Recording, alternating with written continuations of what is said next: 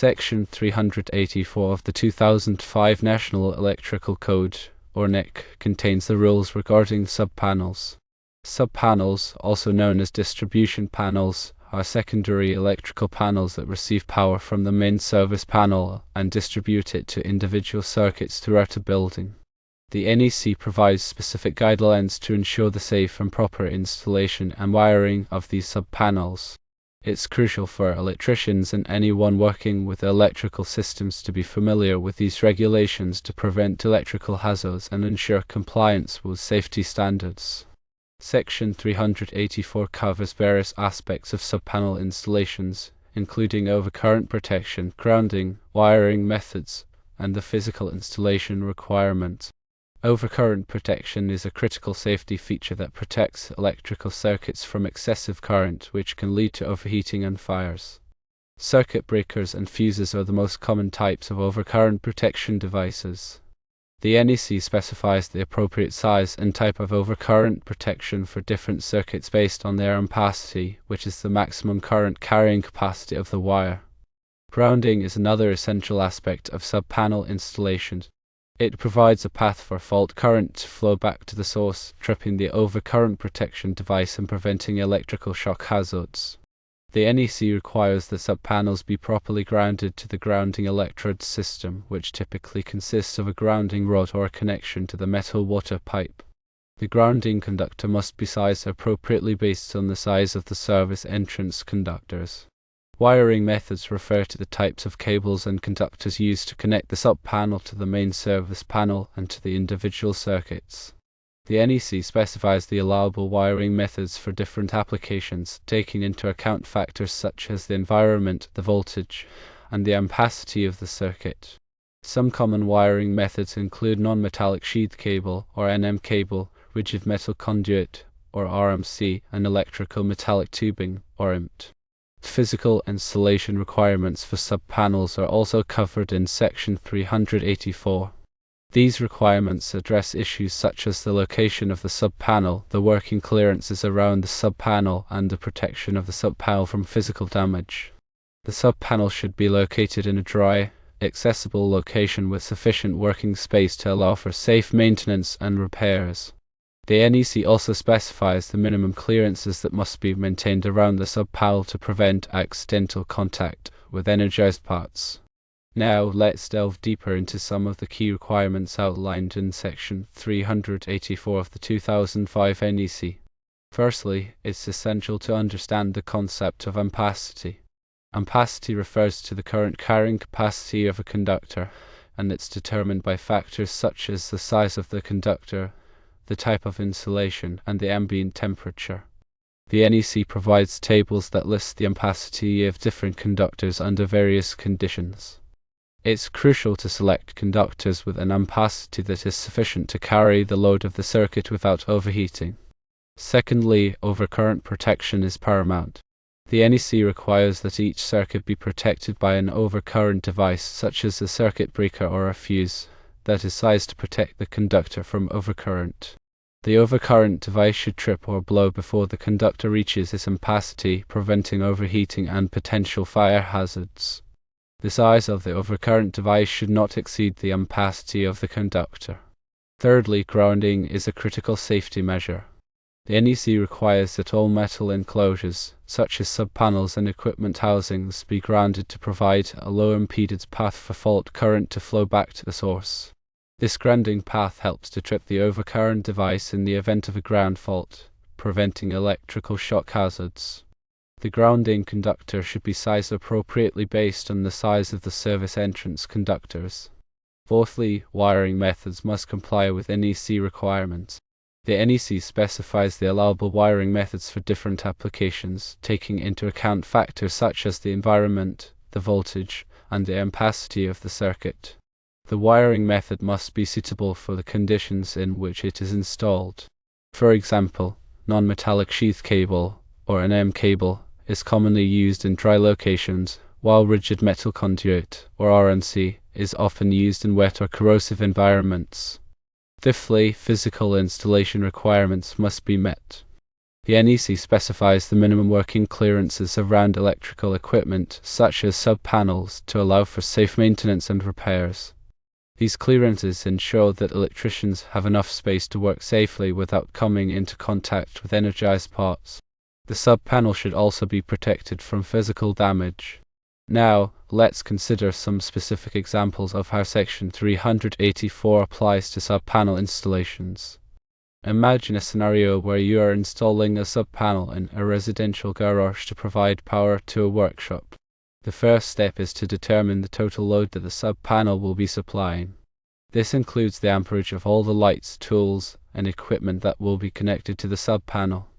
Once you know the total load, you can select the appropriate size of conductors and overcurrent protection for the sub-panel.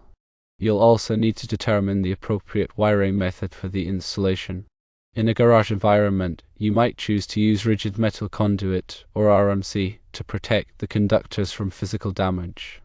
When installing the sub-panel, you'll need to ensure that it is properly grounded to the grounding electrode system. This typically involves connecting a grounding conductor from the sub-panel to a grounding rod or a connection to the metal water pipe. You'll also need to maintain the minimum working clearances around the sub-panel to allow for safe maintenance and repairs. In another scenario, consider installing a sub-panel in a commercial building to provide power to a new office space. In this case, you'll need to take into account the more stringent requirements for commercial installations. You'll likely need to use a different wiring method, such as electrical metallic tubing or IMS, and you'll need to ensure that the sub-panel is properly labeled and identified. You'll also need to comply with any additional requirements imposed by the local building codes. It's important to remember that the NEC is a minimum standard, and local codes may impose additional requirements. It's always a good idea to check with your local building department to ensure that you are complying with all applicable codes and regulations. Section 384 also addresses the use of surge protection devices, or SPDs, in sub-panels. Surge protection devices are designed to protect electrical equipment from voltage surges, which can be caused by lightning strikes or other electrical disturbances. The NEC recommends the use of surge protection devices in sub-panels to protect sensitive electronic equipment. The surge protection device should be installed in accordance with the manufacturer's instructions and should be properly grounded. In addition to the specific requirements outlined in Section 384, there are also several general electrical safety practices that should be followed when working with sub-panels. Always disconnect the power to the sub-panel before working on it. Use properly insulated tools and equipment. Wear appropriate personal protective equipment, such as safety glasses and gloves. Never work on electrical equipment when you are wet or standing in water. If you are not comfortable working with electrical equipment, it's best to hire a qualified electrician to do the work. Working with electricity can be dangerous, and it's important to take all necessary precautions to protect yourself and others from electrical hazards. Remember, the National Electrical Code is a comprehensive document that provides detailed guidelines for the safe and proper installation of electrical systems. It's essential for electricians and anyone working with electrical systems to be familiar with the NEC and to comply with its requirements. Section 384 is a critical section of the NEC that addresses the installation of sub-panels, and it's important to understand its requirements to ensure the safety and reliability of electrical systems. By following the guidelines outlined in Section 384 and by adhering to general electrical safety practices, you can help to prevent electrical hazards and ensure that electrical systems are installed correctly. The NEC is constantly updated to reflect changes in technology and to address new safety concerns. It's important to stay up to date on the latest revisions of the NEC to ensure that you are complying with the most current requirements.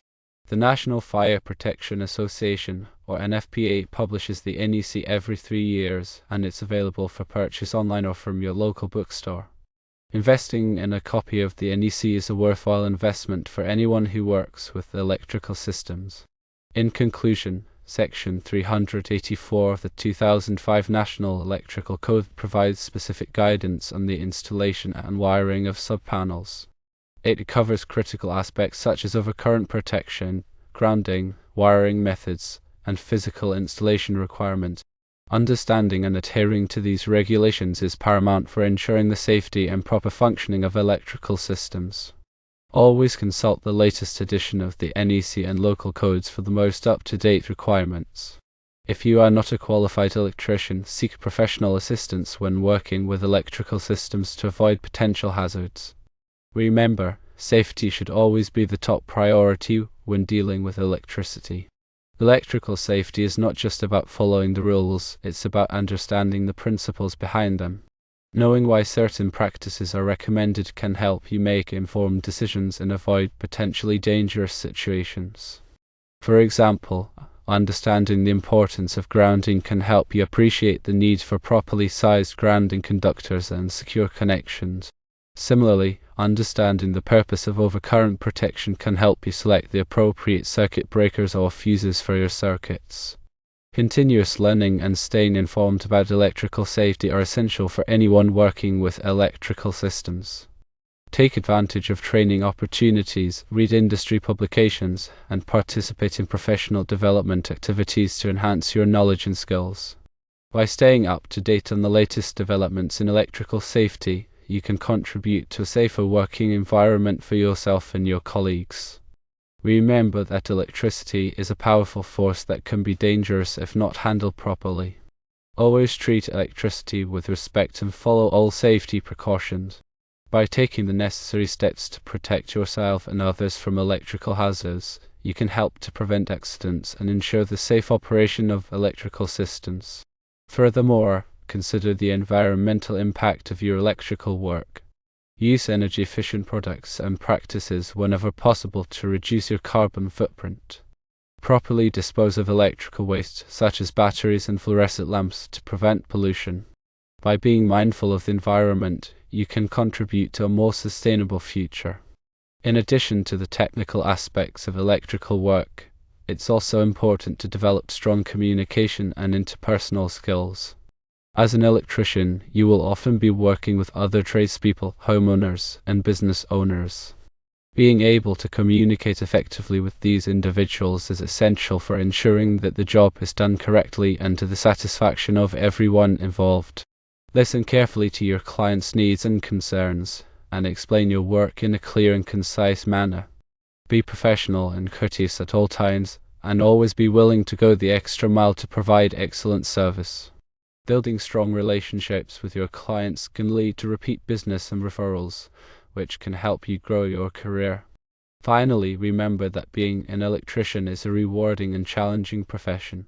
It requires a combination of technical skills, problem-solving abilities, and a commitment to safety. By continually learning and improving your skills, you can become a valuable asset to your community and make a positive impact in the lives of others. So embrace the challenges, stay focused on safety, and never stop learning. With dedication and hard work, you can achieve your goals and have a successful career as an electrician. Now let's talk about some common mistakes to avoid when working with sub-panels. One common mistake is to overload the sub-panel.